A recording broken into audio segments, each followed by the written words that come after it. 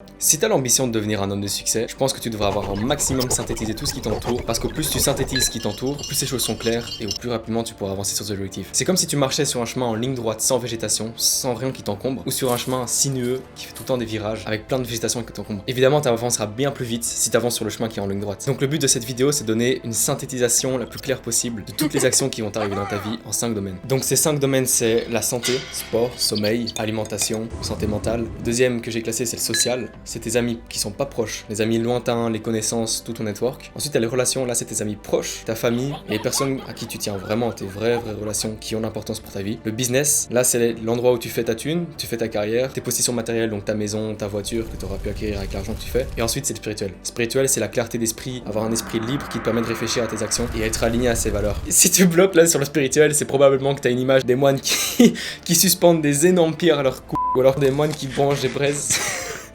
J'ai vu une vidéo d'un mec comme ça. Donc santé, social, spirituel, business, relation.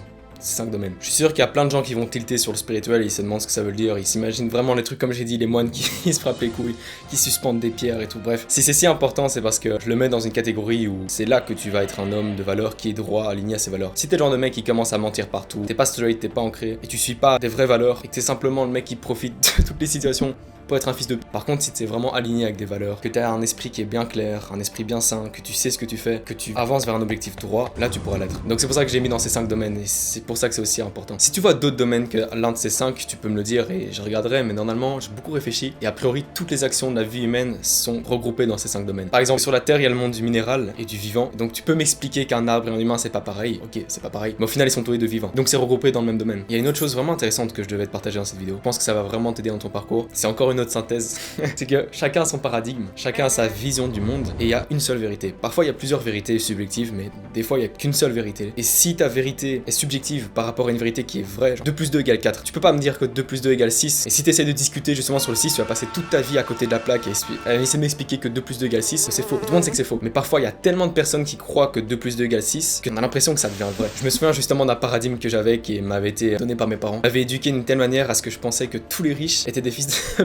Et dès que t'avais une voiture qui coûtait un peu cher, selon moi t'étais un FDP, tu profitais du système, il y avait des pauvres et toi tu profitais de ton argent donc t'étais un chien. Et ça c'était juste inculqué par mes parents. Le jour où j'ai compris que l'argent n'est qu'un moyen de stocker l'énergie, j'ai pu changer tout ce paradigme de argent est égal à fils de... Et ça a fait qu'au lieu de continuer à croupir à l'école où j'étais depuis des années, j'ai pu débloquer la volonté de poursuivre mes ambitions. Donc au lieu de passer encore 2 années à l'école à croupir comme je le faisais, j'ai drop out de l'école, j'ai quitté les cours et j'ai passé mon bac en un mois, en étudiant un mois. Je suis pas en train de flex quoi, simplement c'est pour t'expliquer à quel point c'est puissant. Quand ton paradigme est faux, tu peux vivre toute une vie qui n'est pas la tienne parce que t'as des pensées subjectives qu'on t'a soit mis dans ta tête ou que tu t'es faite avec une expérience. Donc toute ta vie tu vis d'une certaine manière qui est pas celle que tu voulais vivre, qui est pas alignée avec tes objectifs, qui est pas alignée avec tes valeurs. Et donc tu fais comme moi, tu croupis à l'école alors que t'aurais pu juste, comme je l'ai fait à un moment, j'ai drop out, j'ai passé en un mois CSS. Puisque c'était aligné avec mes valeurs, puisque c'était juste pour mes ambitions, c'est passé. Et j'étais pas le genre d'un télo qui avait des 20 sur 20 à l'école, ou j'étais vraiment le mec justement décrochage scolaire de temps en temps, ou qui était pas concentré à l'école. C'était vrai, j'étais pas du tout focus à l'école parce que j'en ai rien à foutre. L'école était pas alignée avec mes ambitions, donc je savais pas bien étudier. Comme je l'ai dit, parfois il y a qu'une seule vérité, et c'est que l'école n'est pas le meilleur moyen pour atteindre certains objectifs. Parfois c'est un moyen, parfois tu dois aller à l'école, tu dois avoir un diplôme pour certains tafs. Si tu veux faire ingénieur, drop out pas l'école.